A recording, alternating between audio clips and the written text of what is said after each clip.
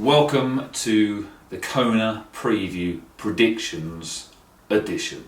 Just wanted to put a video together to throw out my ideas, my predictions, what I think might happen in Kona on Saturday. The big event of the Ironman calendar, the World Cup final, if you will, of iron distance triathlon. Okay, let's dive straight into it. Men's. Start with the men's race. Biggest things to talk about here are probably those few guys who are not there. Jan Frodeno, one of the greatest athletes in the sport ever. I think he's got a stress factor, so he's out. Ben Hoffman, who's finished second a few years back, he's also got a stress factor, so he's out. And Terenzo Bologna, who would be another front runner, is out. He got hit by a truck a couple of months back, and he was flying at the time. He was in great form. So that's three big hitters who are not there. So with that being said, we've got to look at who is there, who's going to get in the mix, who's going to make stuff happen. We've got Javi Gomez debuting in Kona, obviously bringing his Olympic distance speed and prowess across.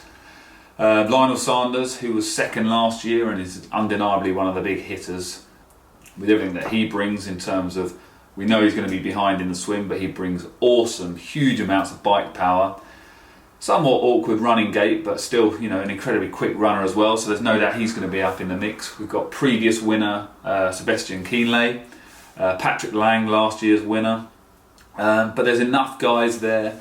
Josh Angberger, who's going to be first out the swim for sure, and a very strong biker. So there's a lot of guys who can mix this up. My prediction for who is going to take out the men's race, though, is going to be Sebastian Kienle. I just think that he's the most solid performer across the three disciplines.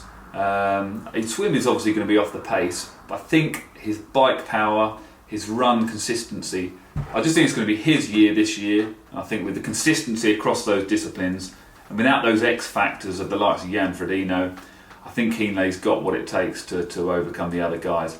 I think Lionel Sanders is obviously going to be a massive threat. But for me, having watched over the last few months, he's still tinkering, he's still making changes. And I just think, he's had a couple of really good years in Kona. I think it's very difficult to perform year after year after year. And making those tinkering changes will have an impact on his race, in my opinion. Patrick Lang, last year's winner. I think, unless the conditions are really, really soft, I think it's difficult to run through. Kona's always been a runner's race. The runners have come through late in the race, and 9 years out of 10, that's just what happens. But I think if the conditions are anything other than super soft, I think the bikers this year are going to put enough time into him to make him really struggle. The other thing you've got now is the bikers these days, they can run. Like Kienle, Sanders, they can run, they can put time. If they've got a 10-minute lead, it's going to be very hard for Lang to run them down. There's other guys like Tim Don that I think after everything that he's gone through, he's still a great runner. He can run through the field. Tim O'Donnell, another strong performer across all disciplines. But I just think those strong bikers like Kienle and Sanders are going to be able to put enough time into the runners like Lang to put that one to bed.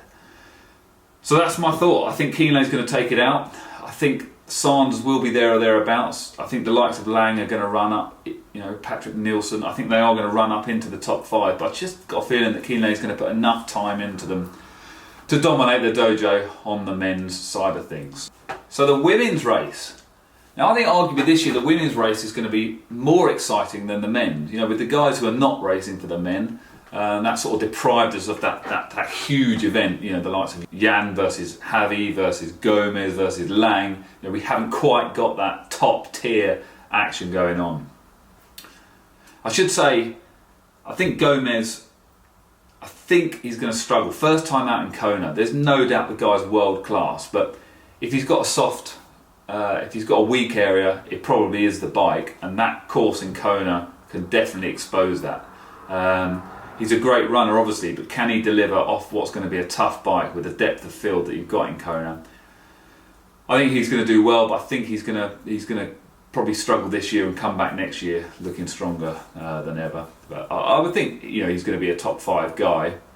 I've probably listed top 10 people who are going to be top 5 guys. But I just think Gomez, with the depth of field that you get in Kona and the tactics that you get on the bike leg there. You know, it's not just a flat time trial. There are tactics. There's ebbs and flows of power, and I think that's going to test Gomez and perhaps weaken his legs, which means he's not going to be able to have the run that he would need to take it out. So that's my thoughts. So yeah, women's race. There's no doubt Daniela Ryf is she looks super strong this year. She looks leaner than ever. But I think we've seen with Lucy Charles this year, she's taken last year's performance and it looks like she's got stronger, she's got better. Undeniably, she's going to be, you know, she can swim with the lead guys. No doubt she is a strong swimmer, and you've got Lauren Brandon as well, so they are going to get out of the water with a big lead on the other girls. You know, Lauren Brandon, Lucy Charles, they can swim with the guys, no doubt about it at all.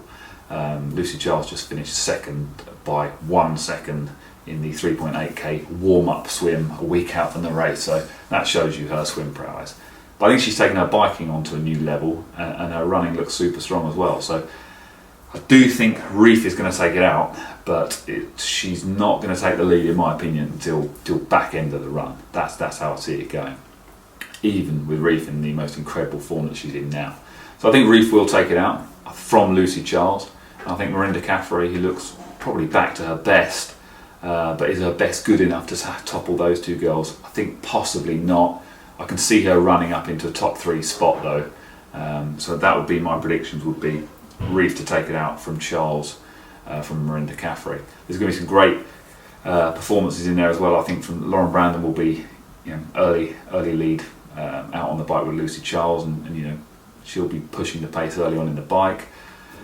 Michelle Vesterby, I mean, there's a lot of girls these days who can really push that pace on the bike, but for me, those top 2 cannot be toppled. They are, I think, head and shoulders above the rest of the field, even above Miranda Caffrey. So there you go. There's my predictions. I think on the guys' side, it's going to be a steady Eddie performance. Steady Eddie is not the word, but Sebi Kingley with his consistency. You know, once he gets out onto the bike, we know he's going to have lost time in the swim. But if you've got that kind of horsepower, you know, and you can get back up to parity, up to sort of Harvey, then you know they can put time into him on the way back. So I think him from probably Sanders, and then I think probably Gomez and Lang to come to run back late into the race. Women's side, I'm gonna say Ryf taking the lead late on from Lucy Charles, but there's no doubt it's going to be one of the best years of racing we've had, even with those guys who aren't there. So that's my thoughts. Let me know what you think down below, and I will be proved right or wrong on Saturday. So let's see what happens.